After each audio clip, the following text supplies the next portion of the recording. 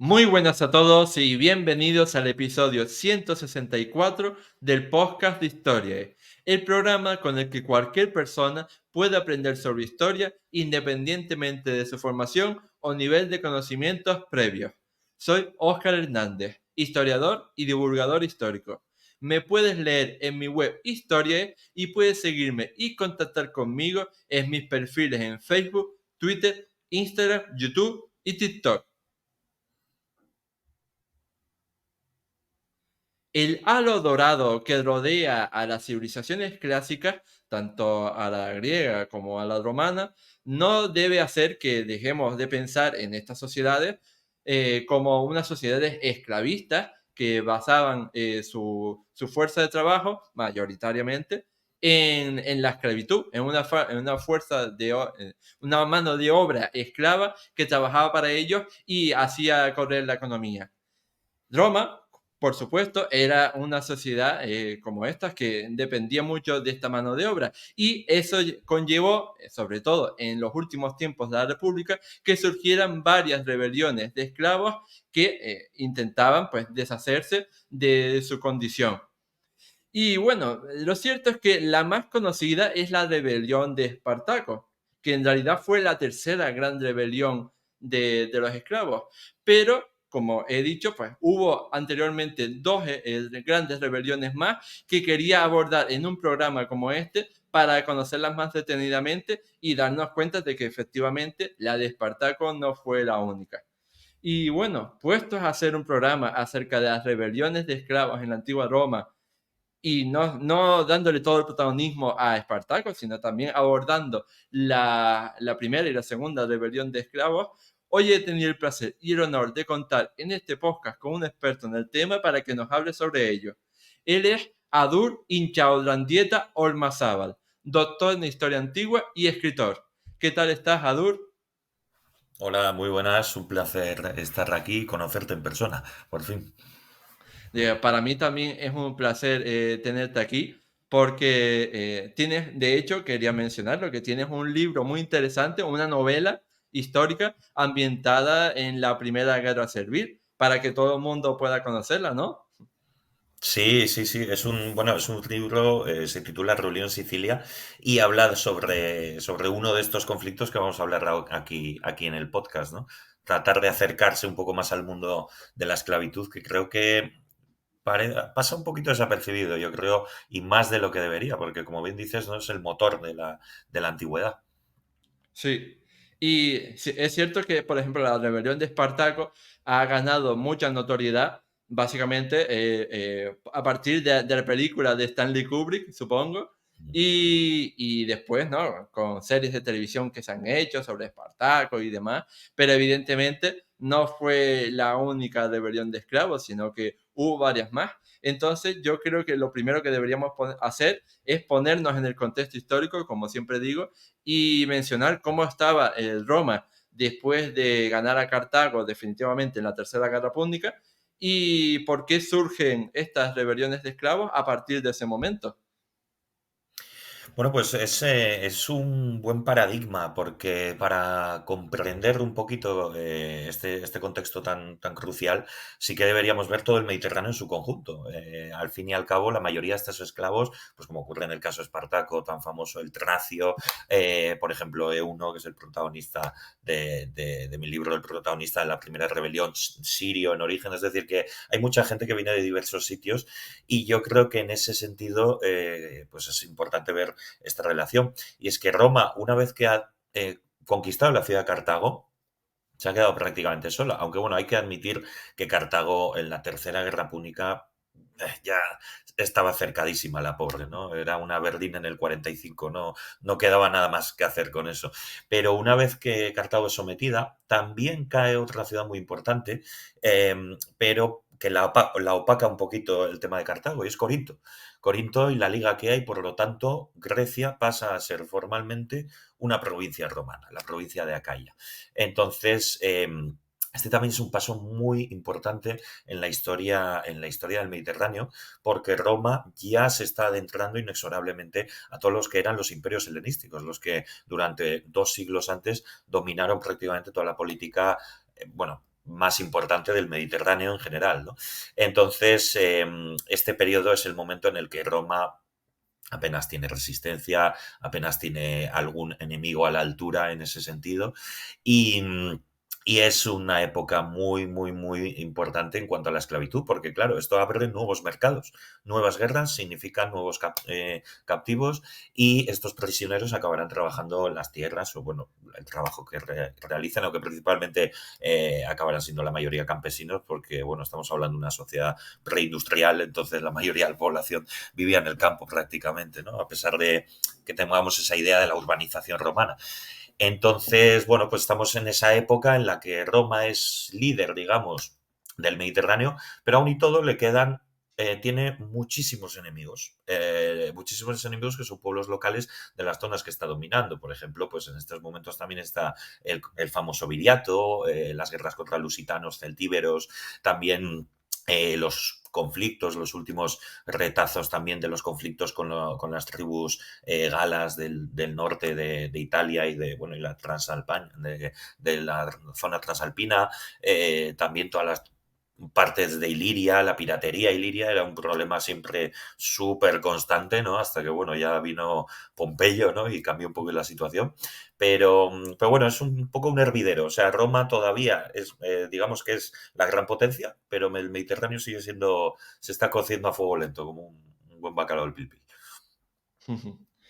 Y yo creo que ahora deberíamos situarnos en esos años 30 para comprender cómo fue el origen de la primera guerra servil, la primera gran rebelión de esclavos que se dio en Sicilia y que estuvo liderada, como tú dijiste, por Euno, el protagonista de tu novela.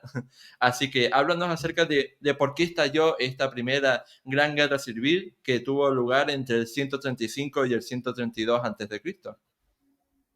Sí, este conflicto, en realidad, bueno, este conflicto y las guerras serviles en general se desconocen mucho. Ese es el gran problema que tenemos los historiadores en cuanto a este contexto, porque las fuentes son muy pocas, las fuentes que tenemos además son muy distantes en el tiempo principalmente. En cuanto a la primera y segunda guerra servil, aunque sea tenemos una fuente un poquito más cercana en el tiempo, que sería Diodoro Sículo, pero...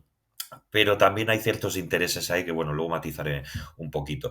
Entonces, en ese sentido es un conflicto bastante difícil de matizar, o sea, de tratar, perdón.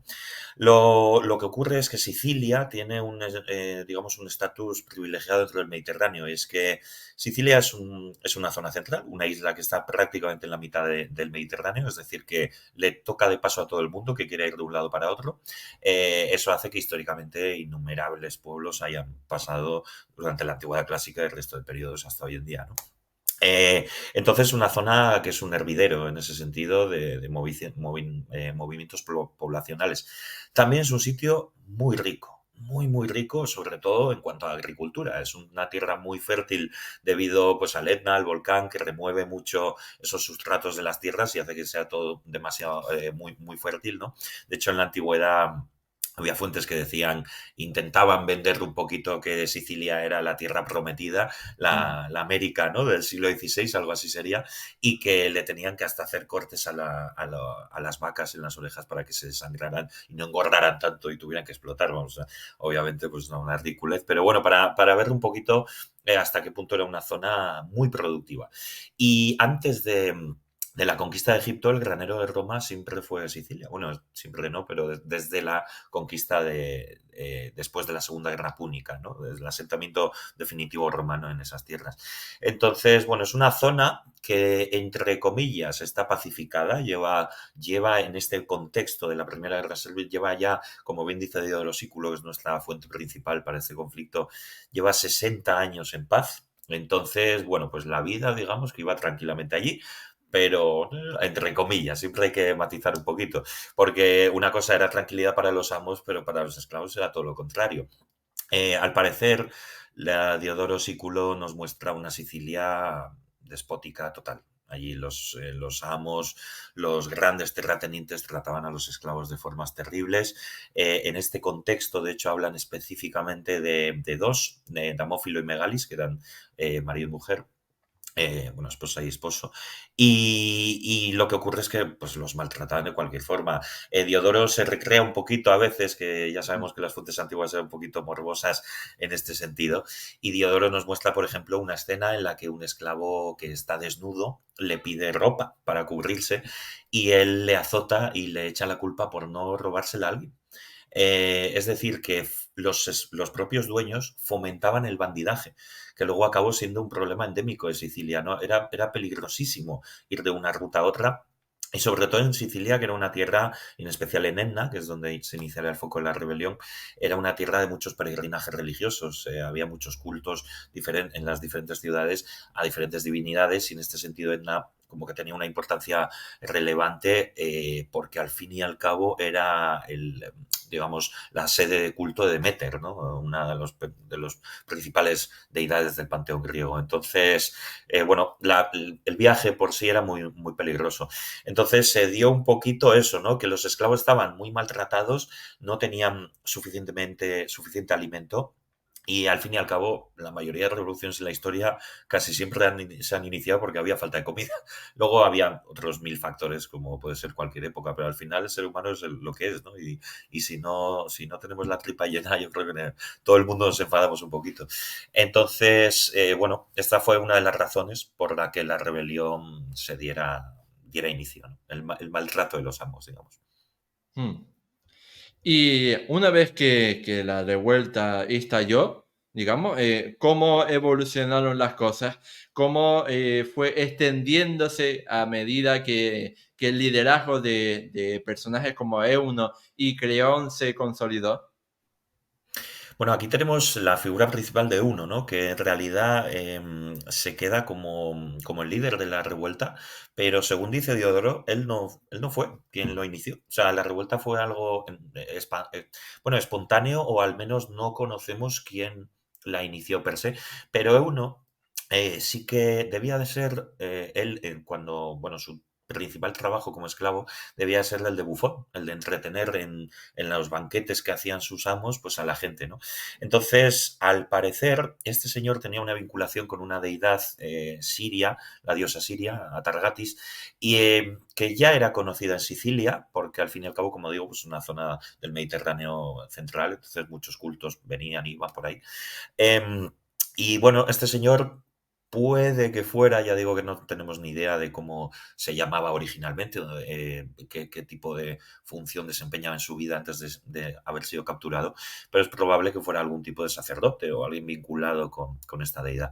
Entonces, bueno, pues como era un culto un poquito exótico para algunos griegos, pues lo utilizaban como de bufón en las cenas.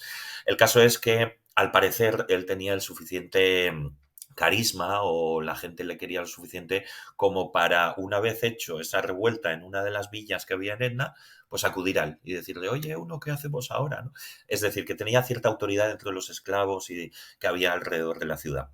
Entonces él consigue 400 soldados, según las fuentes, 400 rebeldes, que es una cifra bastante factible, sinceramente. Y con eso ataca Enna. Conquistan Enna, lo capturan de sorpresa, allí liberan a muchos esclavos.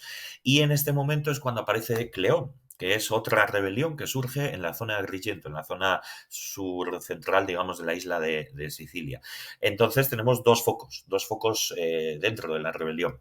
Y es que Cleón se rebeló con su hermano, Comano, ambos eran de origen cilicio, y Euno era de origen sirio, de Apamea. Entonces, bueno, tenemos ese factor orientalizante. Vemos que en principio los caudillos son orientales y si tanta gente se vuelca dentro de esta gente, dentro de estos líderes, pues también es probable que fueran de origen oriental, ¿no? Aunque tampoco lo podemos decir al 100%, pero bueno, y esto es una cosa que defiendo yo, que el origen sirio de la Primera Guerra Servil, pues sí que es bastante palpable, ¿no? Pero como cualquier cosa en historia no podemos decirlo al 100%, ¿no? Siempre está ahí en una nube. El caso es que una vez que conquistan Etna, las autoridades romanas dijeron, bueno, tenemos una sublevación de esclavos, pero otra más, porque es verdad que es decir, las fuentes nos han hablado pocas, pero tenía que haber muchísimas en aquella época, a pequeña escala, muy pequeña escala, pero seguro que habría algún tipo de revueltas, bandidajes, cositas así, por todo el Mediterráneo. Y no solo bajo el poder de Roma, sino, bueno, es algo que va intrínseco a la esclavitud per se, ¿no? En este caso, Euno una vez conquistada Etna y Cleón, Nicomano una vez saquearon Agrigento, al parecer las dos fuerzas se iban a encontrar. Y los romanos decían, bueno, que se maten entre ellos y nosotros nos rematamos las obras que hay. Y les salió el tiro por la culata. La verdad, se unieron los dos. Cleón y Comano, al parecer, se sometieron al poder de uno. Y, y bueno, pues ahí se inicia la revuelta, una revuelta que se va expandiendo por todo lo que es Sicilia central, principalmente. Es decir, la zona más montañosa de Sicilia y por ende la más fácil de defender, que es uno de los triunfos que tuvo esta rebelión de esclavos, que en ese sentido fueron muy inteligentes. Um, pero luego no para ahí, se va extendiendo por la costa oriental de la isla, que digamos que es la más poblada en aquel momento, con ciudades como Catania, Taormina, Messina y en especial Siracusa, la joya de la corona de Sicilia, que también se vio influenciada en la guerra. Yo creo que no la conquistaron, definitivamente, pero bueno, sí que entró dentro de ese ambiente. Entonces, bueno, es un conflicto que se va expandiendo por toda la isla, ¿verdad? Aquí en esta intervención has dado una clave, y es que los romanos al principio no se tomaron esta rebelión de esclavos en serio, porque ellos, claro, acababan de vencer a la todopoderosa Cartago, acaban de conquistar el mundo griego y pensaban que unos cuantos rebeldes esclavos en Sicilia no iban a hacer nada para ellos, pero se equivocaron. Y en este contexto es cuando los romanos empiezan a enviar a generales, a militares, para poder combatir la rebelión. Algunos de ellos son, por ejemplo, Lucio Pisón y Publio Rupilio. Háblanos acerca de esta estrategia romana para virar la tortilla y empezar a ganar el conflicto. Sí, yo creo que el gran problema que tenía Roma en este contexto y en las otras guerras serviles, que es un patrón que se repite, y es que para variar, Roma estaba siempre en guerra, siempre necesitaba gentes, siempre enviaba ejércitos por ahí.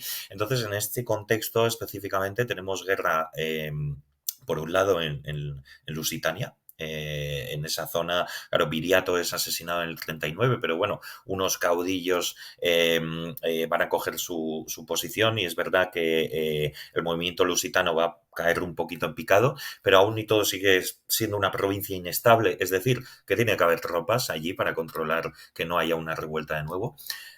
Después, Numancia.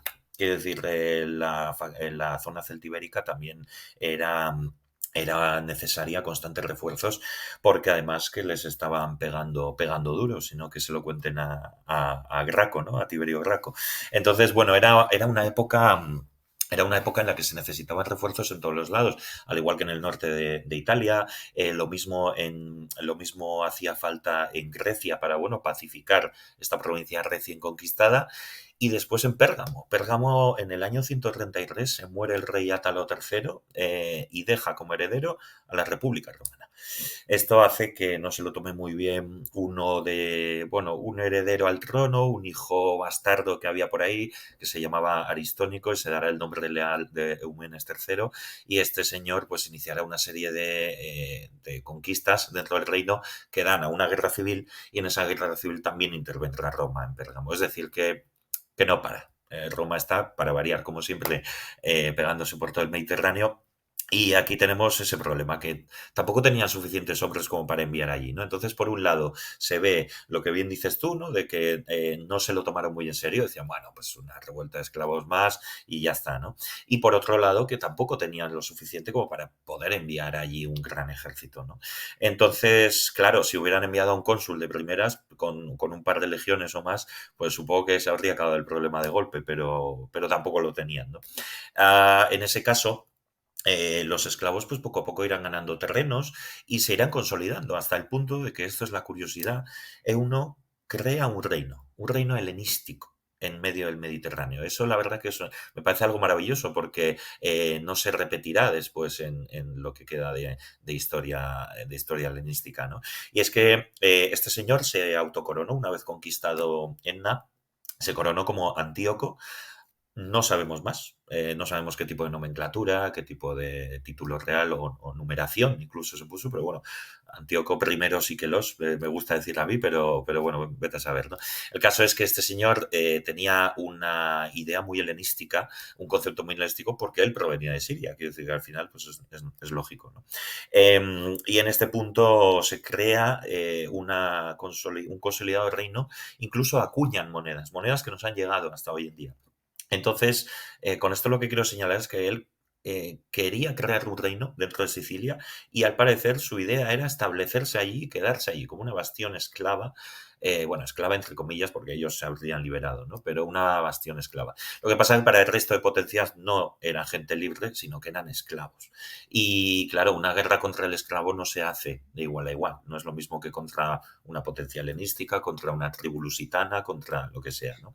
Entonces, bueno, era una guerra de a muerte. O sea, no, es que no podía quedar más, ¿no? Y, y bueno, pues se notó. Al fin y al cabo, Roma empezó a enviar pretores seguidamente. Estos pretores fueron perdiendo. Lo único que sabemos, no se nos comenta ningún tipo de batalla, ningún tipo de conflicto, nada. Es bastante probable que, bueno, que ahí los esclavos utilizaran el terreno a su favor y utilizaran técnicas de guerrilla, porque al fin y al cabo, y una cosa que se repite en todas las rebeliones de esclavos, es que la gran parte de las fuerzas de esos esclavos eran pastores. Y es que los pastores tenían una ventaja y es que eran una población muy móvil, tenían libertad, a pesar de ser esclavos, tenían cierta libertad para moverse dentro del territorio, lo que hace que se puedan conectar mensajes y demás entre un bando y otro. Y estaban armados de base porque tienen que proteger a sus rebaños, ¿no? Entonces, bueno, pues al fin y al cabo con esto se va creando esa red, ¿no? Entonces utilizarían estas tácticas de guerrilla y bueno, pues parece que a los cuatro pretores, bueno, pues los vencieron en batalla. De hecho, las fuentes hablan de que conquistaron hasta sus campamentos, es decir, que se quedarían con mucho armamento, material y riquezas que llevaban los campamentos, que tampoco era poca. Em, ¿Qué pasa? Que la técnica va cambiando. Con el tiempo llega el año 134 y en ese momento entra en acción un cónsul. Y ya está, ya empieza el momento de los cónsules y vienen y vienen y vienen y no paran hasta que Rupilio, el último cónsul del 132, ya asedia Taorminia, hoy en día, Taormina, que digamos sería una de las bastiones de los esclavos dentro de la costa oriental de la isla, la asedia y después de sucumbir al hambre acabará asediando también Enna y lo mismo, utilizará el mismo estilo que sucumban por el hambre y ya está. Es cierto que el anterior cónsul había dejado ya las cosas como muy atadas, entonces este pues aprovechó y acabó la partida directamente. Y con eso pues acabará la rebelión. Una rebelión que de hecho también fueron ajusticiados unos 4.000 esclavos crucificados por toda la isla. Es decir, que este patrón que es tan popular, como bien señalabas al principio, en la revuelta de Espartaco, pues era un modus operandi, ¿no? Dentro de estas revueltas serviles. Mm. ¿Y qué fue de los líderes? ¿Qué fue de Euno y de Cleón? Bueno, según las fuentes, Comano, el hermano de Cleón, acabará suicidándose de una forma un tanto imposible, porque lo capturan en Taormina, él al parecer estaba allí comandando la resistencia allí, entonces lo capturan, lo llevan a la tienda del cónsul y allí aguanta la respiración hasta morir. Eso es lo que dice Valerio Máximo. Mm. Bueno, es imposible, es físicamente imposible hacer algo así, pero bueno, pero oye, si os gusta eso, ¿no? Es verdad que tiene cierta relación con esto, bueno, durante mi tesis sí que traté eso con algunas muertes del estoicismo, es decir, que es una muerte simbólica más que una real, ¿no? Pero bueno, el caso es que este señor acabó ahí su viaje y luego Cleón y Euno se quedan en Enna. Cleón al parecer muere en batalla con un millón de flechas clavadas como si fuera Ricardo Corazón de León, ¿no? Allí pegando espadazos por todos los lados y adiós muy buena, se acaba Cleón. Y Euno escapa cobardemente, se va con una guardia de 300 guardaespaldas y manda a esos 300 guardaespaldas a que le protejan su vida. Él se escapará, se esconde en una cueva y allí le atraparán en la cueva con creo que era un flautista, un panadero y dos compañeros de juergas, básicamente. Es decir, yo sinceramente tampoco me creo tanto que esto fuera así. per se. Lo que pasa que el autor que nos dice esto, Diodoro Sículo, es muy imparcial en cuanto a los líderes de las revueltas. Sí que trata muy bien a los esclavos en general, pero a los propios líderes no, porque al fin y al cabo es una revuelta de esclavos, entonces tampoco hay que justificarlo tanto y un poco la cabeza de turco, por eso lo pone tan mal. Pero bueno, estos son opiniones mías, tampoco está nada demostrado 100%. Hmm. Después, resulta que unos 30 años a continuación tenemos el origen de la Segunda Guerra Servil, que también se daría en la isla de Sicilia y que se produjo entre el 104 y el 101 a.C. Entonces, háblanos acerca de por qué se produce el estallido de esta gran Segunda Guerra Servil y por qué otra vez en Sicilia. Sí, bueno, es que la situación en Sicilia era crítica y los romanos, pues desgraciadamente, al parecer no aprendieron. Y es que el maltrato continuaba en Sicilia. Es verdad que, bueno, bajaron un poco el nivel de maltrato entre los esclavos, pero fue algo, digamos, endémico dentro de los dueños, de los amos de esos esclavos. Entonces ese patrón con el tiempo se volvía a repetir. Y, y Roma también se encuentra en una posición un poco en jaque en ese momento. Ya por aquella época tenemos una tremenda invasión en la península itálica de cimbrios y teutones, es decir, dos pueblos originarios de la zona escandinava, norte de Alemania, ¿no? Un poco por ahí, que bueno, se van movilizando y en el camino adquieren también como aliados a tribus galas, como los boyos y demás.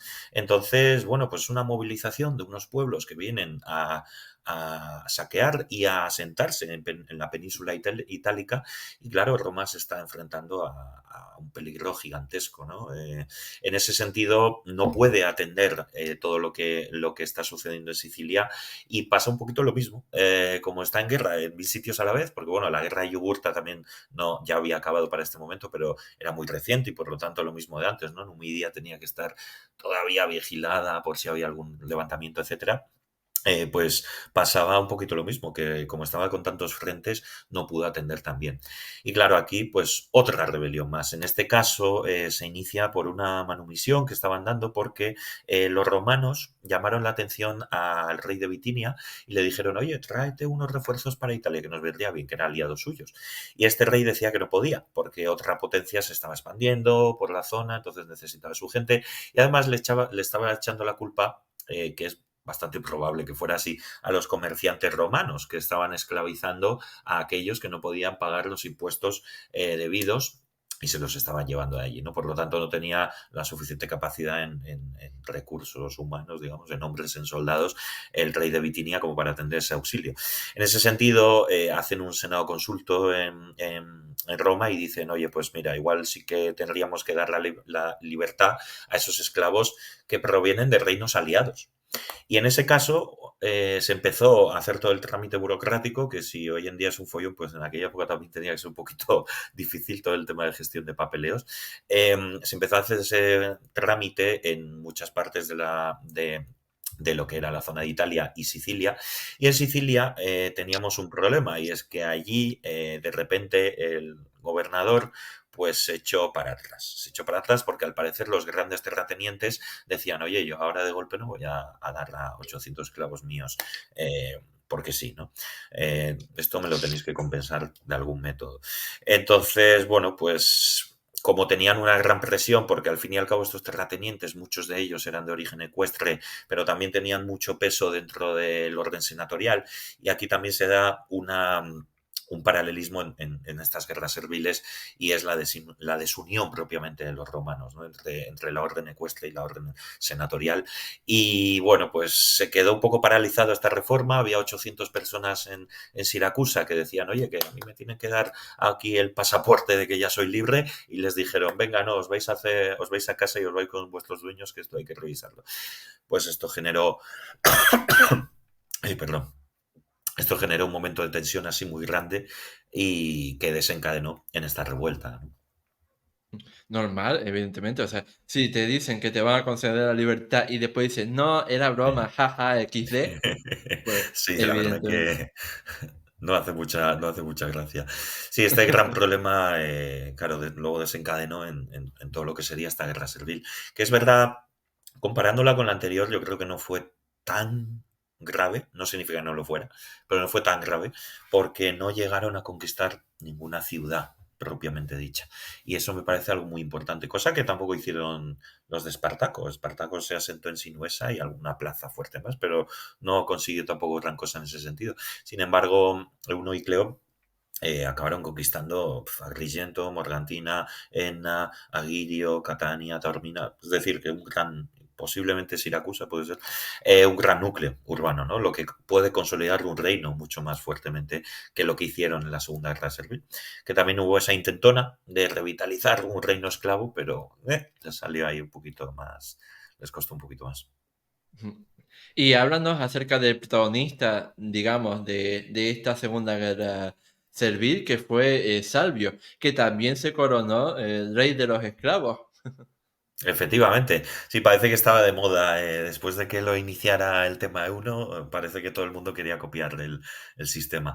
Bueno, la cosa es que Salvio se levantó en armas también en la zona centro de Sicilia, en la zona de Morgantina, y en ese momento, bueno, pues este señor consiguió ciertos adeptos. Al parecer, algunas fuentes dicen que era un flautista, otros dicen que era un adivino, puede que fueran las dos cosas, tampoco es que la música estuviera reñida con el culto a la adivinación, de hecho está muy vinculada. Entonces, bueno, es decir que al igual que lo hemos visto con Euno, que este señor estaba conectado con la diosa Siria, pues esta gente también tenía cierto aire de misticismo, ¿no? Y creo que eso es muy importante en las sociedades antiguas. Muchas veces creo que olvidamos y lo miramos mucho desde nuestro prisma actual tan material y olvidamos esa espiritualidad que tenían antiguamente los pueblos y cómo se movían por ello, ¿no? Entonces, en este caso, Salvio se levanta en armas y a la par hay otra rebelión de armas. Es decir, que se repite ese patrón que hemos visto en la Primera Guerra Servil, que es que Atenión, otro esclavo, se levanta en armas en la zona occidental de Sicilia, especialmente por la zona del Ilírio, etcétera. Entonces tenemos esos dos focos y lo mismo, las autoridades romanas dicen, bueno, a ver si se matan entre ellos. Y otra vez, pues no pasa eso mismo. Claro, Atenión y Salvio se unen y Salvio se corona como Trifón. Trifón, que es un usurpador seleucida, es decir, que de nuevo nos retrotrae a esa Siria original. No sabemos de dónde era originario Salvio, pero Atenión sí, Atenión era cilicio. Es decir, que de nuevo tenemos ese orientalismo, ¿no? Esa población oriental. Y es que hay que entender que Roma, como comentaba antes, estaba en guerra en Pérgamo, ¿no? En ese 133, bueno, 35, 4 hasta el 32, y eso también abría las puertas a Oriente. Oriente estaba en guerra constantemente, el reino seleucida en especial, ¿no? Estaba atosigado por todos los enemigos, por todos los sitios, y en ese caso esa mano de obra que se esclaviza durante esos conflictos en Oriente, pues acaba transmitiéndose por el Mediterráneo a Delos, que es una de las zonas centrales de la esclavitud en el Egeo, que era, digamos, puerta de entrada para el Mediterráneo occidental, y de Delos se transmite tanto a la península itálica como a Sicilia en especial. Entonces parece ser que sí que hay una conexión, porque es verdad que conocemos la existencia de una gran comunidad siria asentada dentro de la propia Delos, de hecho había un templo a Targatis, etcétera. Es decir, que estos sirios podrían ser quienes esclavizaran también bueno, a su propia población y enviarla a Sicilia, ¿no? Es decir, creando una ruta marítima directa. Claro, al fin y al cabo, pues estos señores, tanto Salvio como Atenión, pues fueron, bueno, pues otra explosión más que parecía inevitable, la verdad, viendo el contexto de la isla. Y en esta ocasión, ¿cómo fueron derrotados los esclavos y cómo finalizó la Segunda Guerra Civil? Bueno, pues aquí es algo parecido, la verdad. Que, aquí tenemos un tira y afloja. Al principio se envía a un pretor, luego a dos cónsules. Bueno, se queda un poco así a medias y es que en este momento tenemos un sometimiento de Triocala que se acabará convirtiendo en una polis en la zona occidental, mitad occidental de la isla de Sicilia, un poquito en el interior, que se quedará como sede y intentarán asediar esa ciudad, esa antigua polis griega, Y es verdad que en el asedio conquistan una serie de victorias los romanos, pero no consiguen conquistar la propia ciudad. Por lo tanto, se quedan como a dos plazas. Eso hace que la guerra se alargue un poquito más, pero lo inevitable llega. Ya al fin y al cabo los romanos entrarán una vez que acaba esta invasión de los cimbrios y los teutones y ya están bien asentados y tranquilizada la península itálica. En ese momento enviarán ya a los cónsules y se han sacado. Parece que el cónsul es el primo de Zumosol, ¿no? Cuando viene ya se acaba la partida directamente. Y ahora tenemos que irnos hacia la rebelión de esclavos más famosa, ya te digo, o por lo menos la más Mm, mediática, que es la de Espartaco. Y esta, en novedad, no tiene lugar en Sicilia, tiene lugar en mm, Italia. Y tuvo lugar entre el 73 y el 71 antes de Cristo, en torno, bueno, empezó en Capua, ahí en el centro de entrenamiento de gladiadores del maestro Léntulo Batiato, y quería preguntarte acerca del origen de Espartaco, de dónde procedía y cómo se inició esta famosa rebelión. Y por supuesto, si quieres añadirlo, eres libre de criticar la película de Stanley Kubrick. Bueno, sí, en este caso, claro, hace tiempo que no la veo, pero según recuerdo, Stanley Kubrick dice que es esclavo de nacimiento, ¿no? Creo algo así. Mm. Bueno, quiero decir, a ver, licencias del audiovisual tampoco me voy a meter ahí, teniendo en cuenta que este año se estrena Gladiator 2, yo ya, ya me da un poco de miedo todo esto. Pero bueno, el caso es que Espartaco sabemos que era un auxiliar dentro de las tropas romanas. Él era tracio en origen, es decir, la zona de Bulgaria, Rumanía, un poquito por ahí, ¿no? Cerca del Danubio. Y bueno, como auxiliar, pues al fin y al cabo, dentro de las legiones romanas, las tropas auxiliares eran lo que peor se llevaban. Quiero decir, era la morralla que enviaban a primera línea y una vez que ya hemos visto que ya han hecho todo el trabajo difícil, pues entramos nosotros, ¿no? Entonces, me imagino que tendría que tener unas condiciones muy duras dentro del ejército, pero desconocemos por qué se sublevó. Él estaba en el contexto de las guerras mitridáticas, que era una época muy difícil, sobre todo en el contexto de Sila, ¿no? En la guerra civil romana entre Mario y Sila. Sila tuvo que dejar el poder en Roma rapidísimamente para ir a Grecia a acabar con esta incursión de Mitrídates del Ponto, y de hecho ahí saqueó a Atenas. Y bueno, pues digamos que en este contexto difícil, además conociendo a Sila, que vaya genio tenía este señor, pues la vida del ejército romano debía ser difícil y más para un auxiliar tracio. Entonces, en algún punto indeterminado, pues este señor decide desertar y le captura de nuevo, por lo tanto lo esclaviza, lo acaban vendiendo y al parecer, bueno, pues debía ser lo suficientemente buen peleador como que para que le vendieran como gladiador y Batiato lo acabará comprando, ¿no? Mm. Y quería que ahora pues abordáramos el inicio de esa rebelión y su extensión.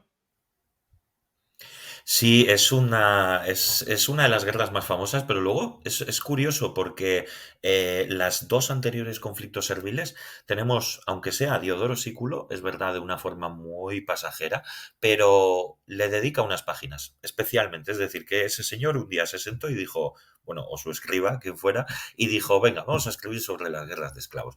Pero las fuentes de Espartaco no. Espartaco nos llega siempre de refilón.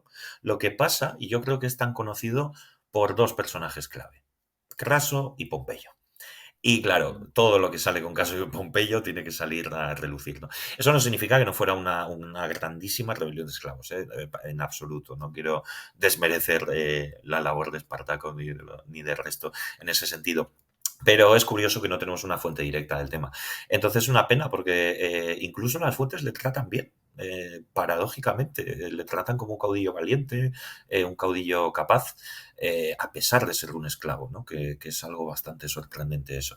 Pero bueno, el caso es que Batieto, perdón, es que tengo en la cabeza la serie Espartaco de Stars. Me acuerdo que hace años la Sí. veía. La verdad que quitando todo el tema del sexo gratuito y la violencia gratuita, bueno, a nivel de guión tenía alguna cosa así interesante. Pero bueno, el caso es que Espartaco, cuando empieza esta rebelión, se unen más o menos unos 200 entre gladiadores, o sea, 200 esclavos rebeldes, pero dudo mucho que fueran 200 gladiadores. En general, imagino que sería esclavos de todo tipo, ¿no? Campesinos de casa, domésticos, lo que fuera. Pero bueno, estos 200 esclavos deciden movilizarse al campo y se van al Monte Vesubio. Y allí, pues, guerra de guerrillas. Es decir, hasta aquí algo muy habitual, porque al fin y al cabo, en un sistema esclavista siempre va a haber alguien que se oponga, aunque era poco, porque siempre digo que es un poco paradójico para la esclavitud en general. Duró miles de años, miles de años. Y es verdad que grandes conflictos esclavos como este, en todo lo que es la historia romana, las conocemos tres, grandísimas, ¿no? Es verdad que luego hubo otras guerras de esclavos, pero las más populares son estas. Con eso, ¿qué quiero decir? Yo creo, esto sí que me parece que habría que mirarlo a nivel psicológico, pero creo que la esclavitud per se, claro, es un proceso dificilísimo para quien lo vivía, ¿no? Te capturaban en un sitio, te movían hasta la otra punta del planeta sin tu familia, amigos, ni tu entorno, y te obligaban a trabajar en algo que bueno, pues que no querías, ¿no? De una forma más brutal. Entonces yo creo que ese proceso de esclavización tenía que ser tan traumático que una vez que llegas a tu punto de destino y ya tenías un trabajo estable, digamos, ¿no? Trabajando en el campo, lo que fuera, pero más o menos tu vida se había estabilizado un poquito, como que decías, mira, por no volver a vivir ese proceso, no me quedo quieto, ¿no? Yo creo que eso es uno de los triunfos de la esclavitud, pero bueno, siempre tiene que haber alguien que se revele, ¿no? Y en este caso, pues la revuelta de Espartaco en un inicio era pues otra más de las revueltas. Quiero decir, al fin y al cabo, muchos de estos grupúsculos pues se iban como guerrilleros al monte o lo que fuera, ¿no? Entonces, ¿qué ocurre? Que envían a un pretor, porque es verdad que para variar Roma también está en guerra con medio planeta. Entonces, en ese momento tenemos también una situación bastante movidita y no le queda otra no le queda otra a Roma que enviar a un pretor allí, que es Glabro. Y bueno, pues Glabro asedia bueno, a la bastión que tienen ahí en el Monte Vesubio y dice, ya está, esta gente se rendirá y se acabó la tontería esta. Pues bueno, fueron lo suficientemente inteligentes como para hacer con los viñedos unas ramas, unas cuerdas, para poder bajar por los peñascos que había en el Vesubio y así atacar el campamento enemigo por detrás, que además no habían creado un campamento a lo romano, ¿no? Al estilo romano tradicional con sus muros, etcétera, sino que era un campamento con 4 tiendas de campañas muy improvisado. Entonces, bueno, pues les pillaron por sorpresa, los masacraron ahí a los romanos y como en todas las guerras serviles, una primera victoria es lo que moviliza a la gente. Claro, es cuando ya dicen, ostras, que se puede vencer al invencible enemigo romano, ¿no? Entonces, de repente empieza una incursión en masa de gente que se libera, que se escapa, se fuga para unirse a esta gran revuelta. Y aquí tenemos a los grandes líderes, principalmente hay varios, pero serían Rixo y Enomao, que serían los otros dos grandes líderes, uno de origen galo y otro germano, que en mi opinión es un claro ejemplo de las consecuencias de la invasión de los cimbrios y teutones. Claro, esta invasión lo que generó, una vez que se frenó, muchos esclavos capturados, tanto de esos galos que hemos visto antes, de los boyos y demás, como de los cimbrios y los teutones, los germanos. Entonces, bueno, pues estas poblaciones germanas, pues poco a poco se fueron dispersando y trabajando todo lo que sería Italia, en este caso, pues estos líderes, que digo, no sabemos de dónde vienen, ¿eh? Puede que fueran igual otro tipo de origen, pero bueno, lo veo bastante posible, factible, ¿no? El caso es que, bueno, pues se acabarán uniendo, haciendo piña y movilizando un ejército que, vamos, deja a Italia patas arriba. Sí, Mm. En la historia antigua hay una serie de cuestiones que siempre nos hacemos los historiadores y nos quitan el sueño. Tipo, sí, ¿por qué Aníbal no atacó Roma después de la sí, batalla de Canna? O cosas sí. así.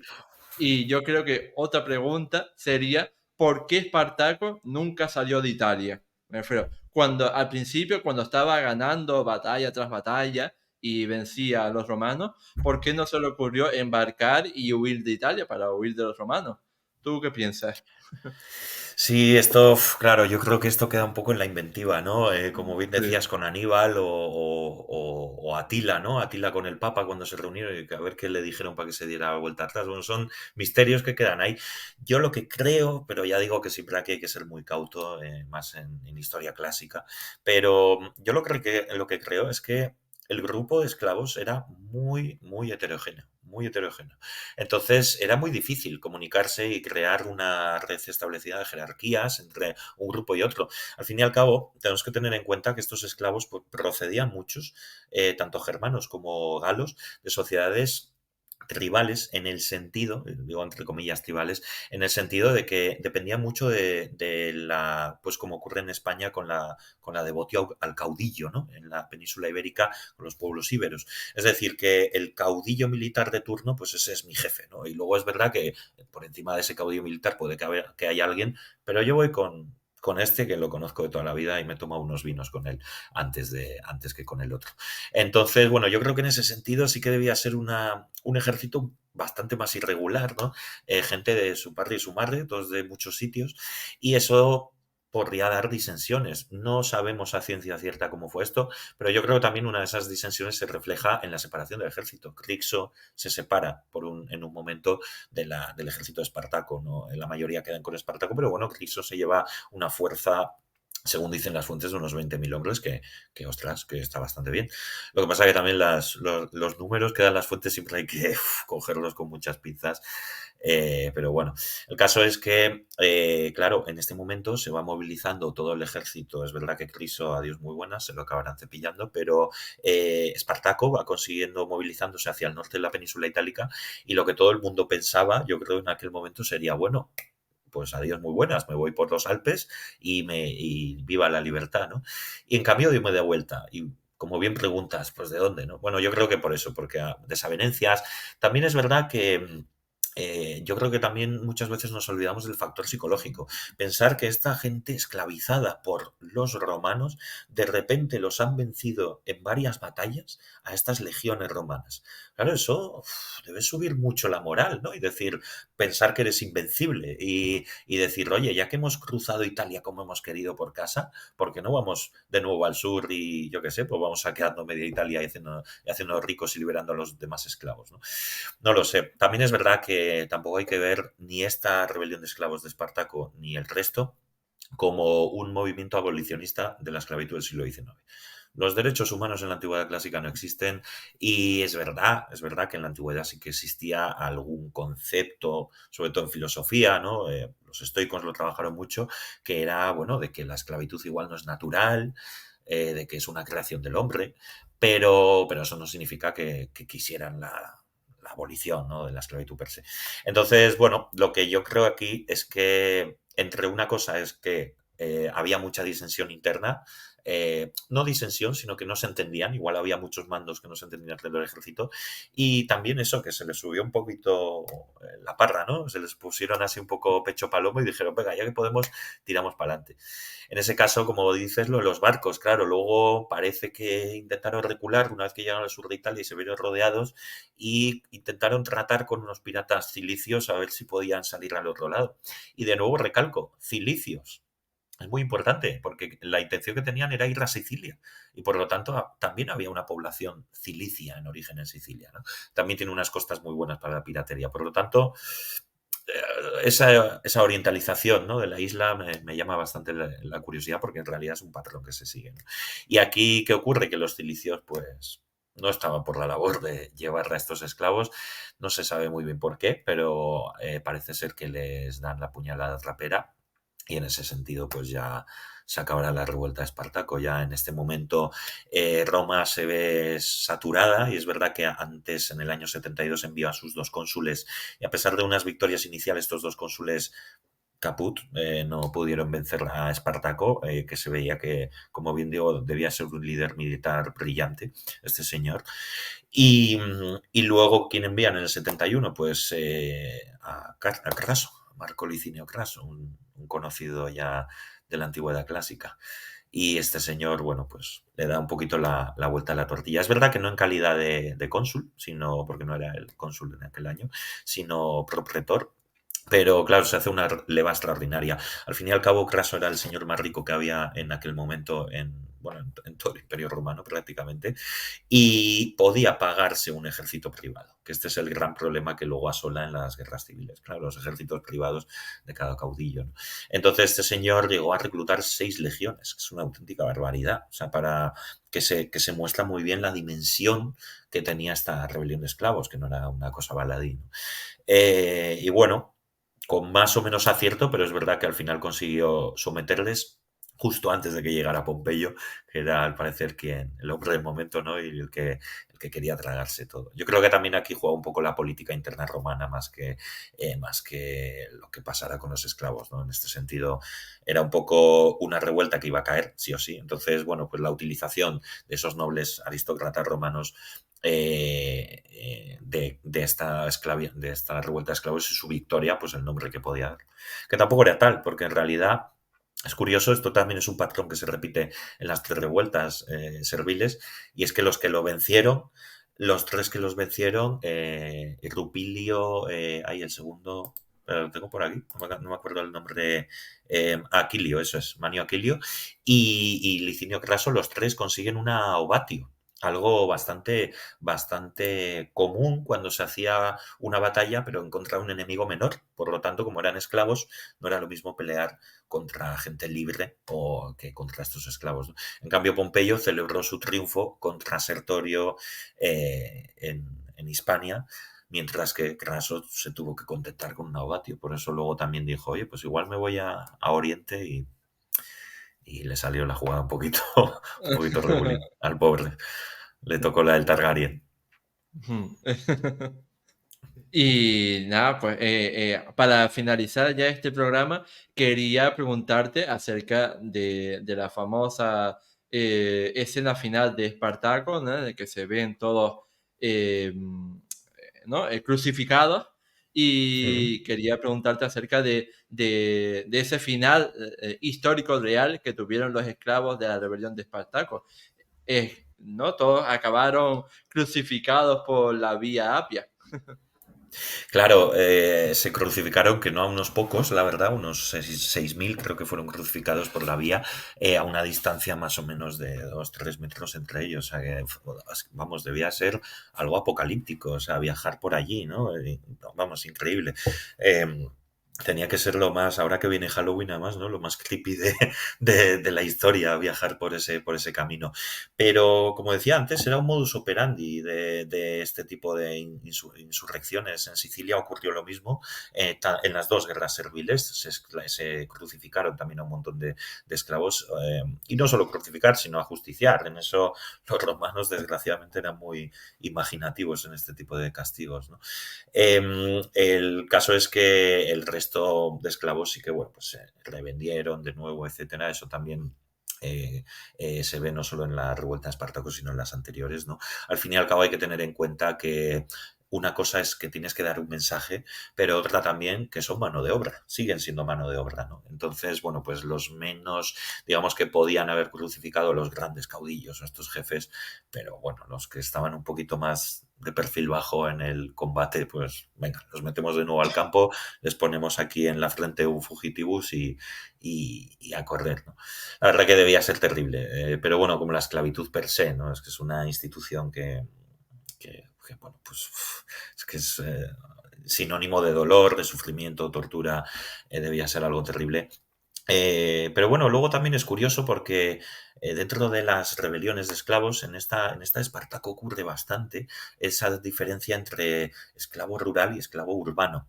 Y es que había esclavos que decían, no, yo no quiero meterme en tu revuelta, ¿no? Eso, por ejemplo, en la Primera Guerra Servil no se ve tanto como en la de Espartaco, lo que hace pensar que igual los esclavos urbanos en Italia estaban mejor asentados que en Sicilia, puede ser.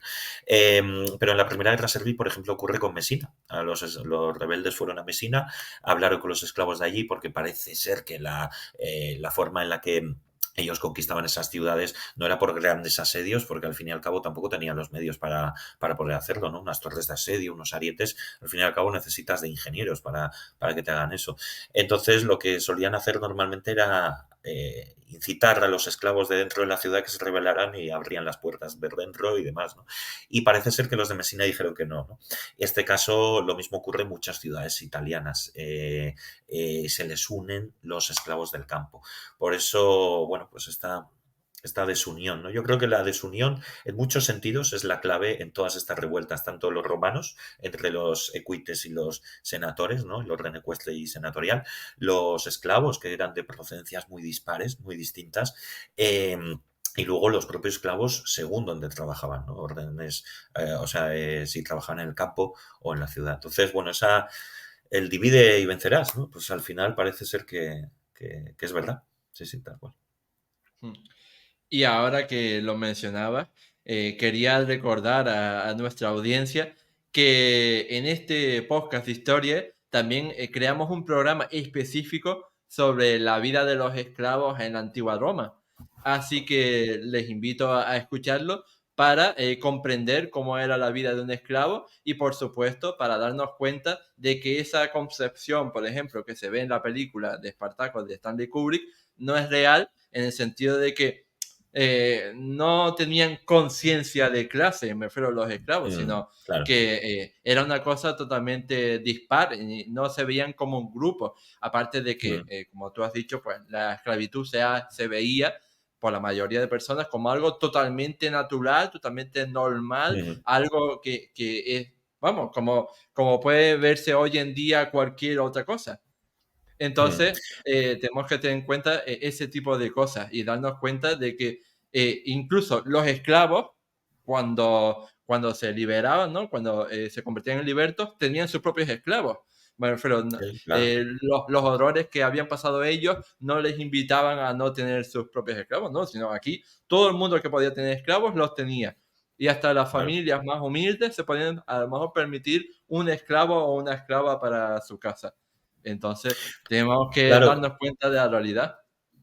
claro, mientras que podrías mantenerlo, pues ¿por qué no? ¿No? Quiero decir, es verdad que era un coste, al fin y al cabo, mantener a un esclavo, pero bueno, si tenías dinero suficiente, pues es muy buena. De hecho, yo estoy convencido de que tanto Espartaco como Euno o Atenión o quien sea, tenían también los esclavos. O sea, los romanos Mm, que capturaban en esas batallas que tenían, pues seguro que los metían allí, venga, a cavar zanjas o hacer lo que fuera, ¿no?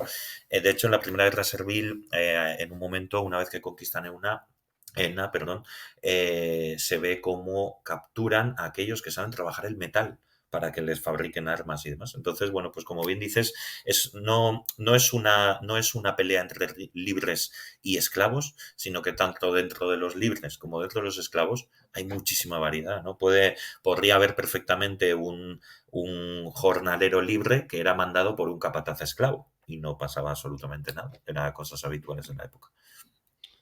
Por no mencionar, evidentemente, que todos los trabajos esclavos no eran igual de malos. Evidentemente, Mm, si tú estás en una mina muriendo de la insalubridad, pues evidentemente, pues eso es horrible. Pero me refiero, si tú eras esclavo en la casa del cónsul y solo te dedicabas a llevarle, no, a ayudarle con el papeleo, con los trámites políticos, pues evidentemente tenías una vida más acomodada que la mayoría de ciudadanos libres que se claro, sí, estaban sin duda. muriendo de asco en una habitación, en una de esas ínsulas llenas de pisos. Sí, sí, sí, sin duda, sin duda. Hay innumerables registros, tanto escritos como epigráficos, de esclavos que le dedican a sus antiguos amos ya muertos. Quiero decir que, bueno, ¿por qué debían hacerlo? No tenían necesidad y que le dedican unas palabras.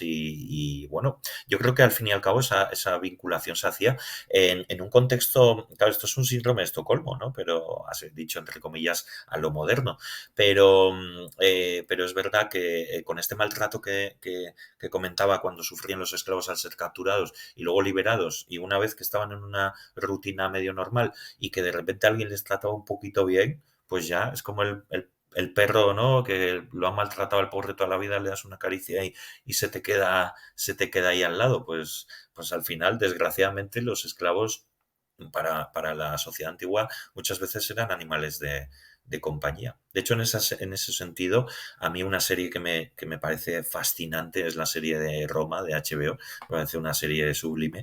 Y hay un momento muy bueno, por ejemplo, que tienen a unos esclavos que han traído las Galias y se les mueren por una peste o algo así, se les mueren muchos menos un niño.